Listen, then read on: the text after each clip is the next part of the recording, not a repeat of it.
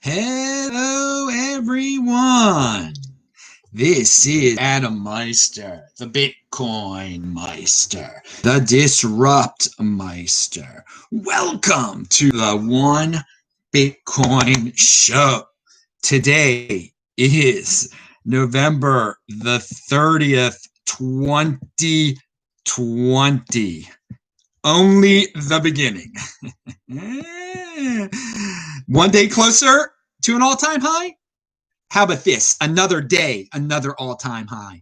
Buying over crying. Personal responsibility is the new counterculture. Did you have a strong hand all these years? Buy and hold? Were you buying and holding, or were you playing games?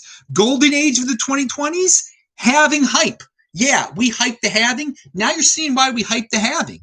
5-digit realm. Value your wealth in this, in Bitcoin. I'm offended by selling today more so than I usually am, I think. Relentless. Did you have conviction? This is your home for Bitcoin insider information. All the normies out there eating up that garbage, they come here, you get the insider information, you end up in a really good financial state, not some compliant bootlicker. Hello, my elite friends. Check out disruptmeister.com. Check out all the links below to the most recent videos. Yesterday's Beyond Bitcoin show was awesome, but we're going to talk about today. If you have questions about today, I have answers. Type in BitcoinMeister or do a super chat to get my attention over there in the chat. I can see it out of the corner of my eyes. And this is the name of this show. What is the name of this show? The One Bitcoin Show. And yeah, if you have one Bitcoin today, you're pretty darn happy, aren't you? I mean, back during the previous bull run, it was easier to get one Bitcoin, okay? It's been getting harder and harder. Now it's getting really hard, okay, dudes? But you had opportunities to get it at 3,000, 5,000, 4,000. I hope you listen to some of these sayings of mine and really live them. I mean, they're fun sayings, but if you were living that one Bitcoin to get one, then two, then 10, then 100, and 300, whatever, you're really happy today. This is what it's all been about. The big, and this is only the beginning, dudes. Because yes, we're one day closer to an all-time high. We're experiencing an all-time high right now, and we're in an all-time high realm. I'm gonna clarify that because some exchanges listed it higher than 20,000. 20,000 is going to be a big accomplishment, but everyone started celebrating today. I was on Thomas's show on the World Crypto Network. The Tone is celebrating. Everyone is so let's celebrate here. Let's celebrate a little bit. But we're going to, during these periods, these glorious periods, all-time highs, they happen all the time. They happen every month. They happen every day sometimes. So this is what we've been waiting for. You know, if you made it through 2018, 2019, this is the promised land, baby. This is the promised land. 2021. I've been talking about it for a while, but 2020 has been a great year also. If you think 2020 has been a great year, you're probably in Bitcoin. You're not crying and watching TV like the 80%ers. You've got the insider information. It's just been an incredible year, and this is a great way to end the month. Yes, we're ending the month at not only at a monthly all-time high, but at an all-time high. So the sky's the limit now, man. This is the beginning. There's what else has to be beaten at this point? So we're in it, baby. We're in the bull run realm, the all-time high realm. Pound that like button. I already see we have a question, so let me see what's over there before we really get excited here. I know you guys. Plays as a 2x. Kakra Ditome says, it's a beautiful day. More beautiful days ahead. That is a great attitude. All that we needed was to hold. All that was needed was to hold. Every easy peasy. You're right, dude. He sets our graphics here. It's just a guy telling you to buy and hold, and look what it means today. I mean, during this show here, we're getting we're surging again. It looks like, and we'll be at 20,000 eventually. I don't want to jinx anything, but we'll get there. 20,000 per Bitcoin, my lord! I mean, you get a car. All the Bitcoins you have, you can get. Don't get a car though. Remember, you can watch my old videos where I said buy Bitcoin instead of a car, and whoa, has it paid out? Hold the IRS. Says Roman Q, and he's reminding you that eventually the IRS might change its policies. So when if God forbid you cash out into dollars, you won't be taxed as heavily in the future. Who knows? There's no reason to sell. Keep on holding. All right. This is what I've been. All these people saying, "Oh, I transferred it into stable coins. I played with this graph. I did that. I did." Dude, I didn't do anything. I didn't do anything. And thus, when you do nothing, you don't have to worry about Mr. IRS and all that stuff, okay? It's been great. Doing nothing. Look how it's paid off. People are like, oh, Adam, you should have sold when it was at 20,000. Why? Why? Because it's there again right now. Why should I? Why? What's the difference? I should have paid the government $1 million. I should have written a check to the government for $1 million. That's what I should have. Is that what you're saying I should have done? Something like that? All right. So, let's. I mean, are you a CUCK of the IRS? Do you like writing the government 6-figure checks, 7-figure checks? That's what it means. They've sold back in 2017. Now, please come on now, dudes. All right, now, why does Tether FUD always come back during bull runs? Because they gotta come. Everything's cyclical, Taval. Everything is cyclical. All right, everybody watch Sunday's show. I just put it out in the chat and also retweet this. That was in the chat. All right, I wanted to get this show in a half hour. Let's see if I can do this in a half hour. Play this at 2x, people. There is exciting stuff throughout this whole video if you're watching this tape. Now, yeah, we're not. I said we're not. The number we got to today so far was 19,864, and people before Thanksgiving, when it cracked, quote unquote, crashed into the 16,000s, I told you it would be forgotten in the big picture of history. It's already forgotten like 5 days later. All right. Come on. I hope no one was a weak hand and sold at 16. I mean, there always are weak hands selling that news. The Brian Armstrong rumor. Who even remembers that now? I mean, this is a huge celebration. It's amazing. People do. It's interesting how time flies here. People do forget that the news cycle it's fast. Everything's always changing. New news becomes old news that fast. It's old news. It's useless news now. That crash that Brian Armstrong supposedly caused. He didn't call it. Okay, he calls it. Great. What's it matter to you now if Bitcoin's at an all-time high? Come on, that's the attitude to have, and that's what I was telling you guys. It would be this day will be remembered. People will remember, yes, the day Bitcoin finally got to its all-time high. And it won't even be that clearly remembered because this all-time high of 19,864, it'll be in the dustbin of history real soon, okay? And that's great. So, and so on normie Twitter, I'm on Twitter. I'm seeing people, they're happy about Bitcoin. Not in normie Twitter. The trending things are so pathetic, and it shows why they stay poor. It shows why their herd is still scared. I don't care about Georgia, certification of elections. All these schmoes out there can tell me about the Georgia certification of elections. What's that going to get you in life? Absolutely nothing. Pound that like button. Now, what does buy and hold a Bitcoin get you? Absolutely rich.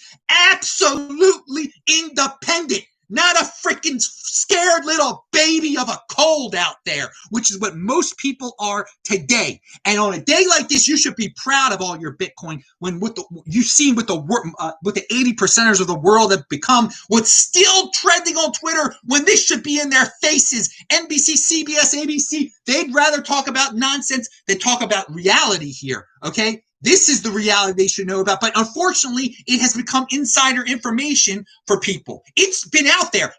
It's their fault. Personal responsibility is a new counterculture. It's their fault. They can't find this information. It's easily accessible when a guy with no fancy sense of graph that's been talking about it for 7 freaking years out there. We're going to talk about how great guys like Vention, a diesel mechanic, or UK BitcoinMeister, who used to drive a truck in England, okay? They found out about it. Are they the pretty faces on ABC News and CBS? No, so there's no excuse. And it shows that when these people on ABC and CBS, NBC start to vilify it and say it's only for rich people, it's only for rich people. There were regular men, real men like Vention and UK BitcoinMeister. They got into it before rich people bought it, before Michael Saylor even bought it, a freaking genius. You had regular men from Washington State who fix the diesel mechanics, regular men from England, regular people in Zimbabwe buying it. All the get ready for the vilification for these lazy bums who can only complain and talk about scary things that put everybody into these doom holes. There are people. It doesn't matter what race you are, where you're from, what your job is. Anybody could have gotten into this. Don't believe the excuses that come up now and stuff. All right, and we're not at the big. We're gonna. Okay, so I'm getting a little excited here. I'm getting ahead of myself as I have all this stuff written down. Praising the people who are long-term holders, people who understand the simplicity. Did they go to fancy schmancy colleges like Adam Meister? No, they did not. They understand the scarcity. All right. They understand. It's basic. It's been 21 million. How simple can it be? Freaking be. People love to complicate matters. Hey, you could complicate matters. You could make up theses about Bitcoin, and it just turns to feces if you don't actually buy it, because it's buying over crying. All these geniuses out there writing up long types of papers about how Bitcoin is it's unsustainable. Blah blah blah blah blah. What did it get them? A dirty piece of paper. What did it get us? Rich. Pound that like button. Pound that like button again. I don't usually do the double pound that like button, but I got to do it today because yes, it's a good day today. It's a good day to be freaking alive. Every day is a good day to be freaking alive, but this day you really can smell it. You can smell what the freaking Meister is cooking. Pound that like button now. All right, now what do we have here? Yeah, spread the word about this over Twitter that this is going on right now, that you should be in a freaking zone like this where there's so much positivity, where there are people that are in motion, okay, that aren't scared, that can't even go outside, that vilify people for going on a plane. I can't wait to go on a plane freaking Wednesday. I can't wait to lick the freaking seats, baby. I can't wait to be in Phoenix where it's warm. All right, in motion. Let's go. All right, let's keep on going with this thing. Now, oh man. So the Thanksgiving thing is forgotten now. And gold holders. I don't want you guys making excuses either. I call you guys the golden holders. For years, the people who held gold, they valued it as a store of wealth. They knew how to hold. They know how to hold. And there was a time when they were transitioning slowly into Bitcoin. Dude, I think you better get your transition on now. I mean, it's good that you learned that skill of holding. Because holding is a skill. And you guys held for a while.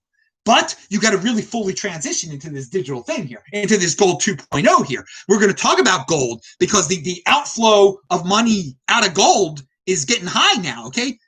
Is it going into Bitcoin? I don't know. I don't know what people are personally doing, but I mean, we could enter some paradigm where everybody wakes up that Bitcoin, that all the golden holders suddenly wake up and to know, and some of them are old and then they'll never wake up, and there's nothing wrong with being old, but there's going to be a certain percentage of the golden holders that are going to just be like, why a rock anymore? Let's go to this digital thing. And that could, this could be bad for gold. Now, Peter Schiff is saying, oh no, it's a fluke, blah, blah, blah, blah, blah. Hey, I don't want to be on the old side of history. So I'm just telling all the golden holders that are still, half gold, half Bitcoin. You've had your warning here. Okay. There's been plenty of time to transition. I don't know how long you're going to be able to transition anymore. And that's a real transition, not those freaking transitions that people are trying to make little kids take by taking hormones and stuff. Ridiculous. That's news. That's news. Transitioning 10-year-olds. That's what you should care about? That's what you should wish upon your family? No, you should wish upon wealth upon your family. A transition from being middle class to being upper class, from wealth, intergenerational wealth. You holding that Bitcoin for your kids. But what does ABC News tell you? They tell you should cut off pieces of body parts of your family members. That's a good thing. That's a normal thing today. That's what's going on in the world today. Yeah. So yeah, that's what trends on Twitter today. That's fun. Oh, you're so phobic of those. You're phobic. No. Yeah. The thing I'm phobic about is being poor. Okay. That's what the one thing you should be phobic about is being a member of the herd and being completely dependent on the government. That is true poor. That is true slavery. That's what you should fear if you should fear anything. I don't like the fear, but I'm just saying, putting it into terms of the normie there, if we're going to talk about fear and cutting and this and that and the other. All right, now, yeah. Okay, so another day, another all-time high soon is going to be that's what I should keep on. It was one day closer to an all-time high. We're on that day, baby, but we're one day closer to another one. Okay, so all you newbies who were not here last time, now you know. Now you know how it feels. Welcome to your initiation into an all-time high. But the true initiation and I hope was living through 2018 and 2019 when when it dropped to $3,000. 2 years ago, it dropped to $3,000. I remember. And December was rough. And I told people it's going to be so much sweeter if you live through this now and you hold and you accumulate when we get to that promise. And now we're in that promised land. All right. Now, and then how about earlier this year when all those sucker MC panic people in the mainstream media and in the mainstream financial world, how on March 12th, how everybody sold and people are, it's going to go to zero. All of a sudden, people started talking about going to zero again. I thought that FUD was out the window, and that FUD is out the window, obviously. And God almighty, and I bought 2 Bitcoin that day for $10,000. Those 2 Bitcoin cost me combined. And so now what are they worth? $40,000 almost. That's a $30,000 profit. That's more than most of those people stuck in front of the TV even making a freaking year. Okay, then a lot of those people, well, they don't make anything anymore because they just get a check from the government now after everything that happened on March 12th, supposedly. No, it's been a great year all around for people who saw March 12th as a great day. I mean, and I said this on, I think, yesterday's show, 2 days ago. If you are down, if you need a mentor or something like that, your first question you ask them is, was 2020 a good year or a bad year? If they say 2020 is a good year, then that's your freaking mentor. Pound that like button there. You need a positive attitude, a positive take in motion. And it all pays off today. All right, now let's see. The newbies. So with love, I am saying have fun staying poor, okay? Because we need to wake people up with sayings like this. Because if they just keep themselves as panic prisoners, something needs to wake up these panic prisoners. So I know it sounds obnoxious. I actually said something like this in a tweet today. The tweet is linked to below. I'm going to read it soon, and you're going to retweet it because it was funny. And it was educational for those people in the panic prison. They need to be scared straight, like Ty Zen 12 years in freaking prison, scared straight. All right, when you hear it, or when you hear what old ugly goat talking about being in prison, it scares you straight. You don't want to be in prison. So when someone says have fun staying poor, that should scare you straight. It should scare you straight if you're in a panic prison and you get out and you stop worrying about all the nonsense that's out there. If you're a totally healthy person. And if you're not a totally healthy person, watch the Beyond Bitcoin show or get on the internet and learn how to be a freaking healthy person. It's not that hard. Our ancestors did it. You could do it too. In this modern golden age, it's all out there. All the knowledge is all out there. All the beautiful food. We live in such abundance. You can eat the most healthiest foods you want for low prices. Get out there. Get yourself healthy. Yeah, running is free. Exercise is free. Now, I'm selling it Beyond Bitcoin show. Okay, so I'm talking about it was easy. I have all this stream of consciousness written down, so excuse me, but we're going to get through the show. It was easy to wait for this all-time high. Best freaking year. Insider information all along. Because the mainstream media is not going to talk about it.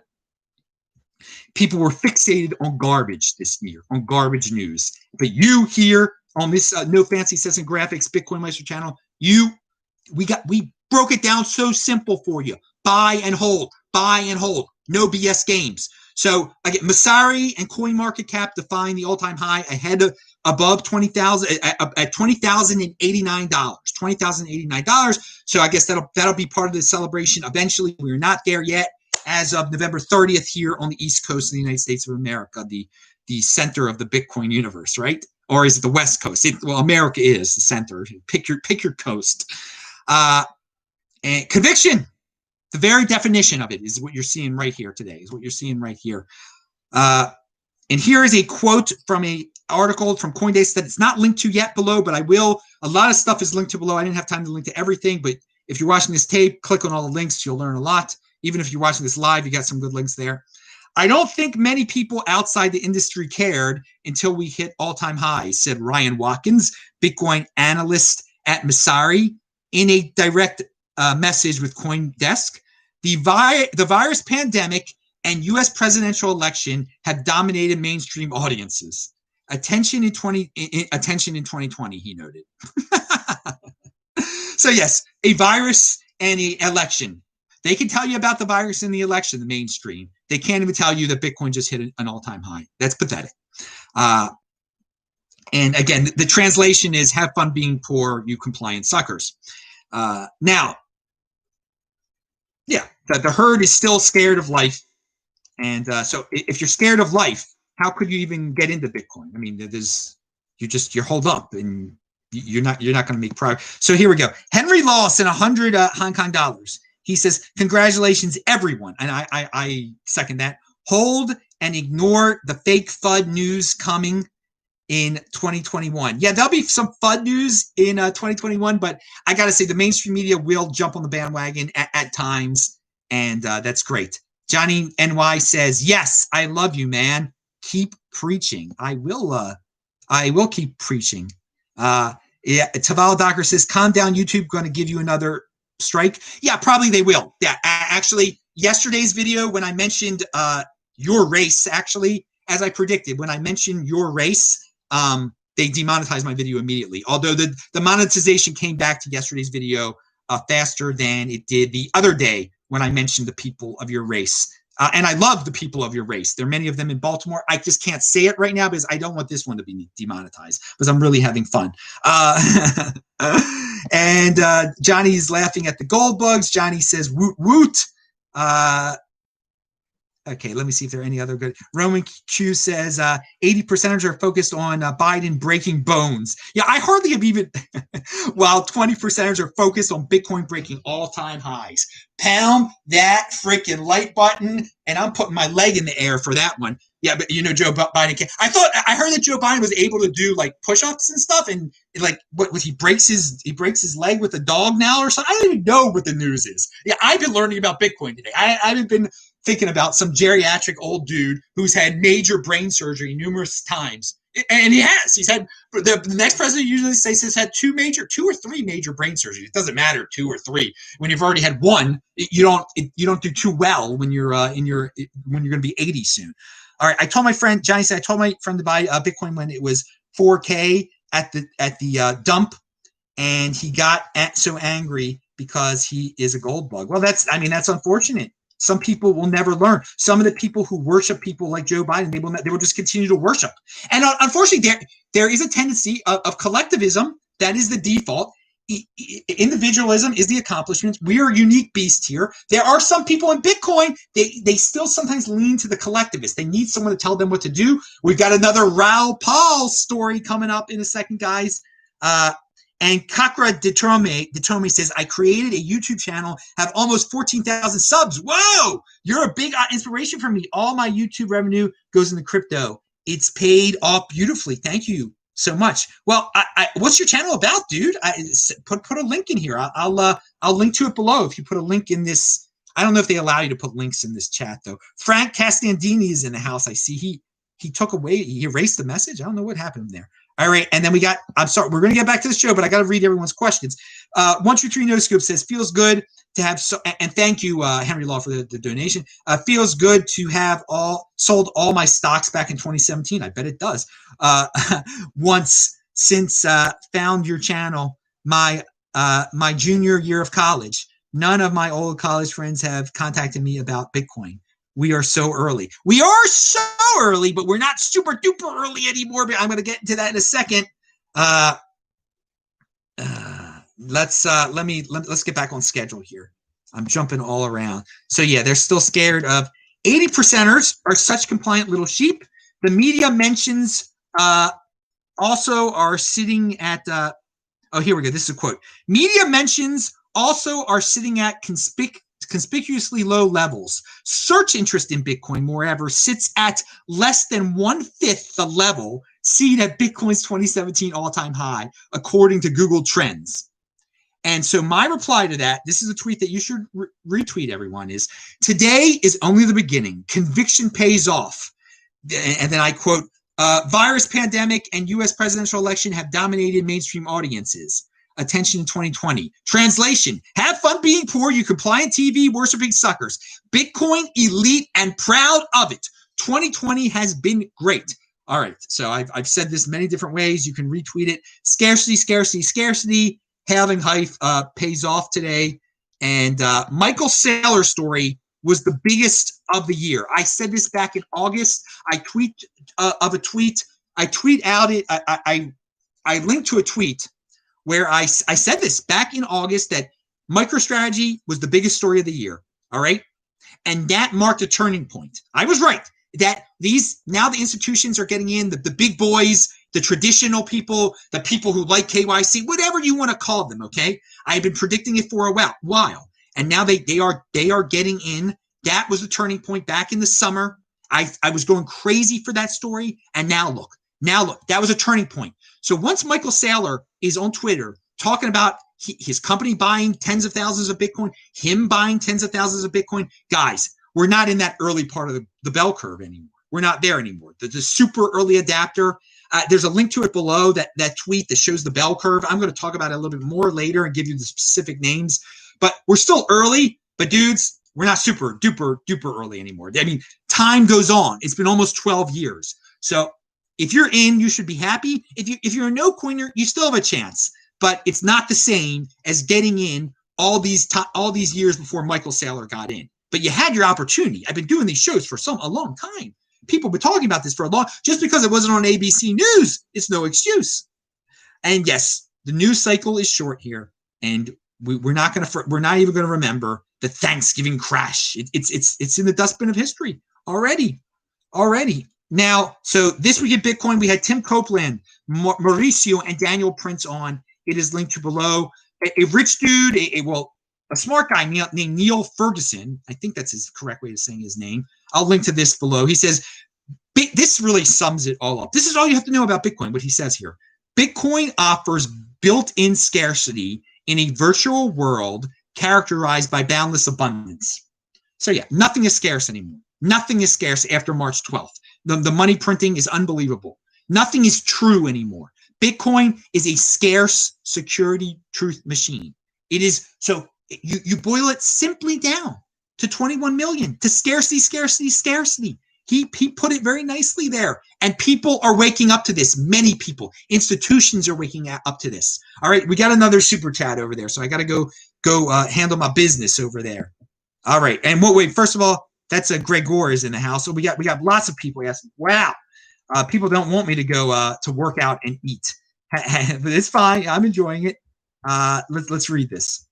123 No Scope said, do you think the summer of 2017 was early? No. What do you mean by that? It's all part of the cycle. We haven't entered the equivalent of the summer of 2017.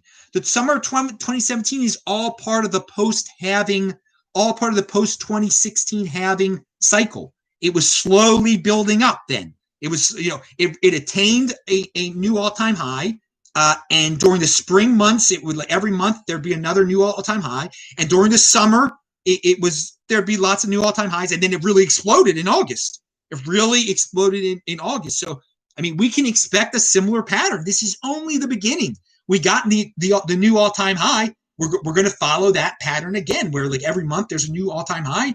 And then probably in the spring of 2021, it's really going to go crazy. And then by October of, we're going to have mania by October of 2021, which is 210,000 blocks from December of 2017. Now, Gregor sent $9.99 in US dollars. Dude, been holding since 2016. Ran into your channel when you were in Cyprus. Oh, that was in 2017 when I was in Cyprus in the spring.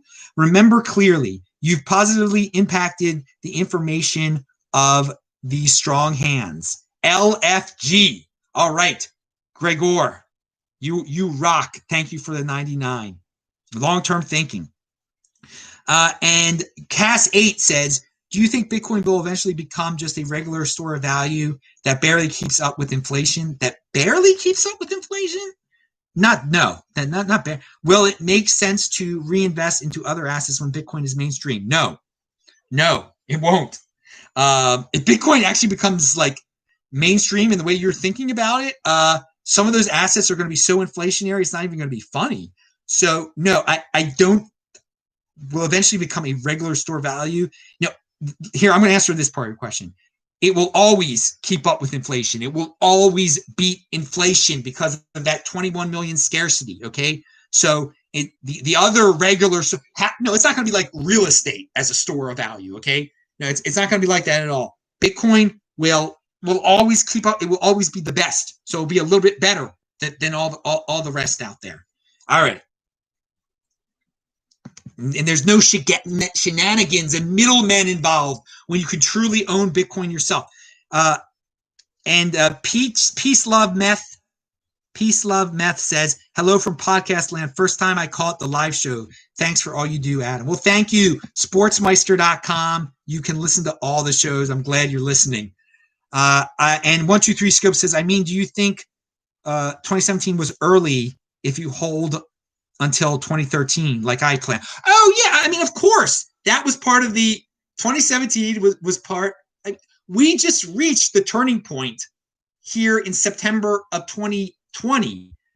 Michael Saylor's, or August, Michael Saylor's announcement, MicroStrategy announcement. Everything before that was super early. Everything below that. So summer 2017 was still super early. Yes. Don't diversify, verify. I like that. Don't diversify for the sake of diversification. This is another day that you're reminded that, wow, all those people who got diversified into altcoins, they're not too pleased right now.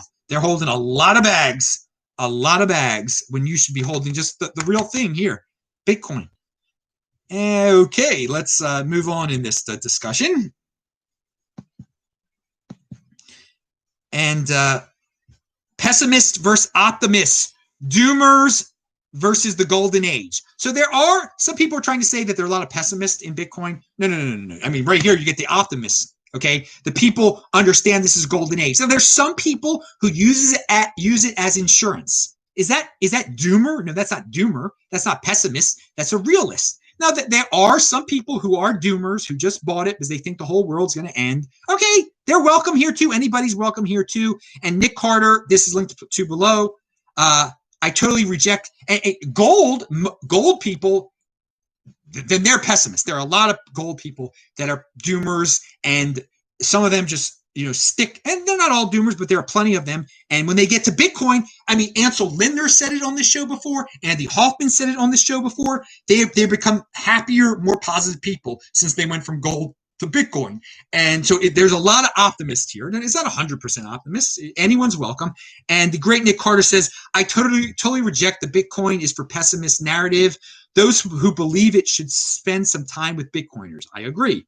Spend some time with this guy. Are you going to say pessimism after you talk to Adam freaking Meister? Pound that like button.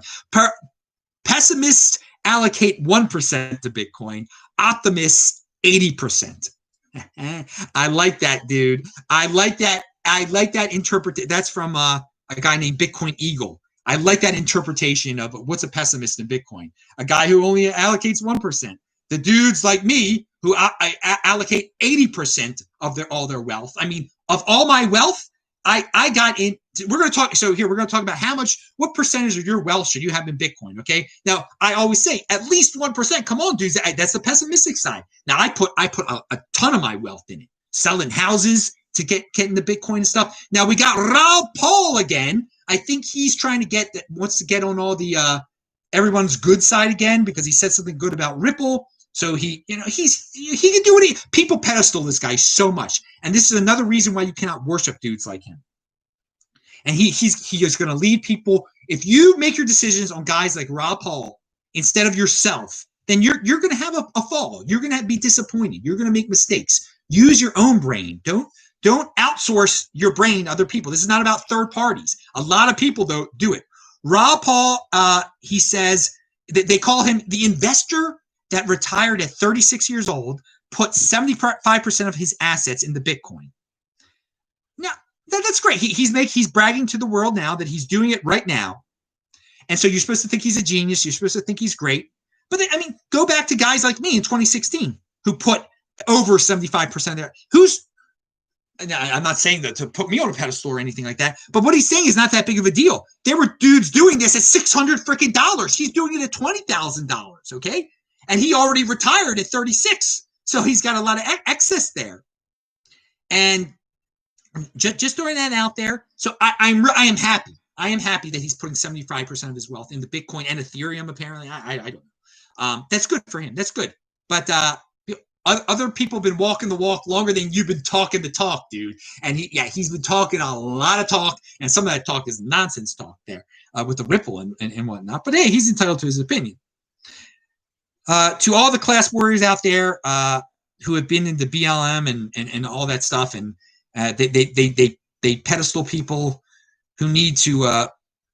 I'm bringing this up. I already brought this up, but there's no class warfare here. All right, truck drivers, as I said, diesel mechanics, they're into it. They beat Wells Fargo to the punch. So we've got a world where people are trying to start class warfare. And no, if you don't get into nonsense, if you're not into a panic prison, there's no reason to be envious of other classes. You can easily improve your quote unquote class and your wealth. And yeah, the unions didn't buy the diesel mechanic, and they didn't buy the truck driver their Bitcoin. They didn't blindly follow their union, retire, get the pension that we got you in fiat. No. And they went the extra mile. They learned themselves. Okay, so we live in this world where people, they put unions on pedestals. Just the union will take care of you. Look what happens when the union freaking takes care of you. Look what happens when you try to fit in with the BLM. What mainstream society being cool deteriorates into, which is like BLM and insanity, class warfare. Ugh. Now, 2.5% innovators. All right, that's what's on the bell curve of. I linked to this below. That the first period of time is the 2 point. They map out on a bell curve the life of something like Bitcoin. Okay, and or the adoption, and the first 2.5% are the innovators. We're past the innovator stage now. Okay, we are into the 13.5% early adopter stage. And when guys are like Raoul Pal are converting 75% of their wealth into Bitcoin, that's not early adopt. That's not 2.5% anymore. Okay, we've been doing it since $700. I was an early adopter. I'm going to say it. I'm going to put it out there on the line right now. If I was putting 75% of my wealth in at $700, I mean it was more than 75%. And then Then once you have Bitcoin, he's doing 80-20. Raoul Pal is doing 80-20 Bitcoin Ethereum. I mean, Ethereum is the next Ethereum. I understand that. He says institutional investors don't understand Ethereum yet. I agree with that also. But dude, I keep it simple. Diversification for the sake of diversification. He's still hooked on that. At least he's not buying Ripple. He talked about it though. With me, again, my crypto portfolio is Bitcoin. Pound that like button. Now, what I paid fiat for, at least there again, people have given me things. There have been free things. There have been things along the line that have happened. You get Steam, you get B Gold, you turn it into something else. I mean, there's been crazy things that have happened. But yes, Bitcoin is my stable coin. Now, yeah, a record outflow of gold. We already mentioned that. And is it inflowing into Bitcoin? Okay, we can theorize about that. Owning Bitcoin over investing in Bitcoin. There is a difference in that. That's a mindset thing. And I want you guys to grasp this. When you own the people who own Bitcoin, they got it on their Trezor. They got it on their ledger, okay? They own it. They're not about, investing in it, letting somebody hold it for them so they can flip it quickly. That's when you're investing it. You're treating it like a stock, like that traditional investment. You're just buying it to one day sell it again. So you don't care about taking care of it at all right? You don't care if you really own it or not. If you owning it is, again, you can't physically grab it, but you can physically see your private key if you want to, okay? And that is really owning it. But the space, most people in the space, and especially the new people coming into the space, they are not about owning Bitcoin. They want custodians. They want Bitcoin banks. They are about investing in Bitcoin. Now, when these guys invest in Bitcoin, even if they do it through GBTC and everything, okay, it helps us. It helps us true owners, us true holders. But you got to get a grasp on this here, okay? Because we got this Guggenheim fund now, okay? Things have gotten so extreme that they want to spend. They're announcing that they're thinking about spending millions of dollars in buying into GBTC, okay? And that is setting an example for so many people out there. All these that, hey, yeah, I'm investing in Bitcoin through a third party called GBTC. This is going to be a trend in 2021, and it might like frustrate some of you that so many people are investors that are coming, but it helps us. It helps us. Okay, so but guys, you're so much more elite if you actually own, if you understand what owning is, because all the newbies, so many of the newbies, it's all about investment, and they're welcome to treat it that way. That is the trend in the space right now. Companies are opening up that are all about Bitcoin investment. They truly own your Bitcoin because they're controlling your private key. And it's just amazing. Guggenheim is willing to pay. They need to get into it now, that they're willing to pay such a ridiculous premium to own fake Bitcoin. And they're leading by example. A lot of people can't think for themselves. They're going to say, well, Guggenheim did this. We should do it too. I've had 200 This Week in Bitcoin shows now. Best guest in the space, techbalt.com. You can watch them all at techbalt.com. 200 This Week in Bitcoin shows. Wow. I forgot to say that earlier. And there's a guy here. He calls himself Zen and the Art of Bitcoin, which is obviously a reference to the book that I reviewed and read during the summer, Zen and the Art of Motorcycle Maintenance. He's got a good thread, though, for all you golden holders that need a lesson. A thread on why gold failed and why Bitcoin is winning, and why you should question your beliefs about it and take a second look. Oh, yeah, take a second look, definitely, into Bitcoin if you're just a regular golden holder. All right, we talked about my classic tweet where I said, I'm sticking with it. Biggest story of the year was Michael Saylor, and because they triggered this whole, where we are right now, they lit the spark. And someone's got to light the spark. I didn't start the fire. We didn't start the fire, or whatever it is. He started the fire this time around. Good for him. But we're not in the early adopters anymore. We're in the next stage along the bell curve because of him. But it's still only the beginning. It's still only the beginning of this bull run, at least. And I'm going to leave you, but I want to see if there are any other questions. And how long did it take you to get Bitcoin? I hear Bitcoin team talking about how it takes a few bumps before falling down the hole. I bought under $50 US, but didn't get it till 2017. For me, I started hearing about it like in 2011, possibly 2011, from a big doomer that's out there who talks about the Shemitah before he totally went insane. He was talking about Bitcoin. It took me 2 years to buy it, but once I bought it in November of 2013, it's been 7 years now. I got it at that point. I really got it. I was still talking about Litecoin a little bit at that point. So here we go. I got it. I pretty much got it at that point, and it took about a half year, I'd say, into 2014 for me to understand, like, okay, this Litecoin. There's I talked about this before. Some people have it in their mind. Well, if there's a number one, there's got to be a number two. Okay, and that number two will sort of repeat what the number one did. And so I thought that with Litecoin at first for about the first 6 months, probably, definitely into 2014, probably into the summer of 2014. But then 2014, I got it. I got it that, wait a second, there's no second coming of Bitcoin. If you want, there's no reason to complicate and that's not making, some of you are laughing. You're saying that's complicated to buy Litecoin. No, it's not really. But for me, at that point, that was as complex as I ever got. And I got rid of that from my mindset. So that's when I really got it, that Bitcoin was the next Bitcoin. These other things were other things. And so that was, so it took me from my buying my first Bitcoin, it took me 6 months to really get it there.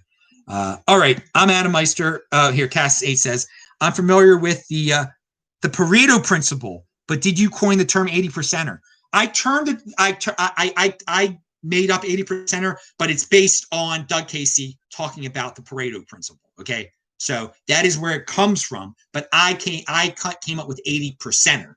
That 20% of the people produce 80% of everything. All right, and that the 80% of the people, they produce only 20% of everything, and they don't go out of their way. They're not in motion. They only produce 20% because they're not in motion, and various other reasons. And you want to be a 20%er. You want to be that person that's out there productive, that's the wealthiest. And in any field, there's always 20% of the people have the wealth, 80% of the wealth, et cetera, et cetera. So you want to be a 20%er, okay? And there's certain negative traits that are definitely associated with 80%ers. And there's nothing wrong. I mean, there's just some people they can't get out of it, okay? But there are plenty of people, I believe, that they may start out as 80%ers, but you can become a 20%er. It's not static.